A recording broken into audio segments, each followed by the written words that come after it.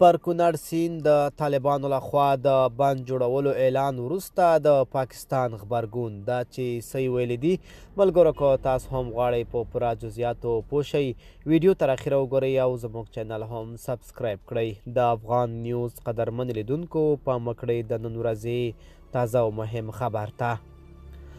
د بلوچستان ایالت د اطلاعاتو وزیر جان اڅکزي پر خپله ایکس پاڼه لیکلي دي چې د طالبانو حکومت له لوري پر کونړ سیند د بند جوړول یو اړخیزه پریکړه ده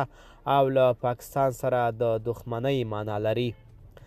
د هغه په خبره که طالبان هڅه وکړي چې د پاکستان له همغږۍ پرته پر کونړ سیند بند جوړ کړي د پایلې به یې ګواښونکې وي او د جګړې پیل ته به زمینه مساعده کړي